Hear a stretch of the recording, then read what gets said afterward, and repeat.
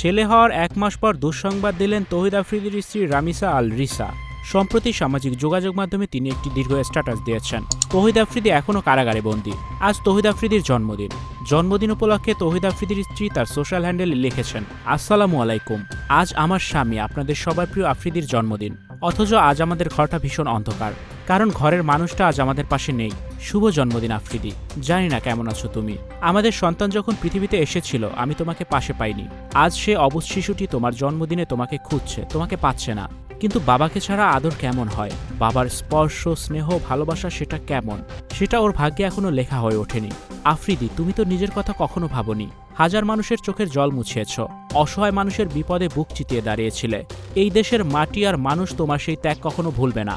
আজ হয়তো সময়ের আবর্তে তুমি বন্দী, কিন্তু তুমি হয়ো না। লাখো ভাই বোন আর হাজারো মায়ের নিঃস্বার্থ দোয়া তোমার সাথে আছে। মানুষের ভালোবাসা কখনো বৃথা যায় না। আল্লাহর কাছে শুধু এতটুকুই চাই, তিনি যেন তোমাকে মিথ্যে অপবাদ আর ষড়যন্ত্রের মামলা থেকে হেফাজত করেন।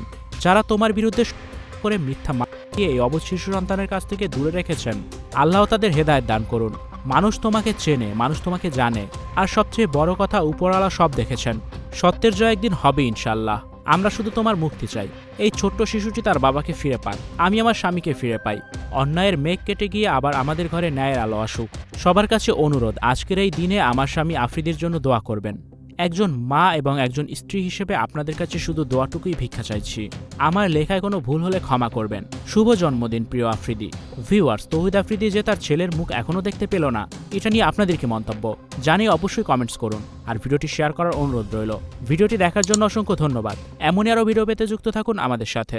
Icon Focus 24 TV, powered by 4D Fourth Dimension। আমাদের চ্যানেলটি সাবস্ক্রাইব করে আমাদের সাথে থাকুন।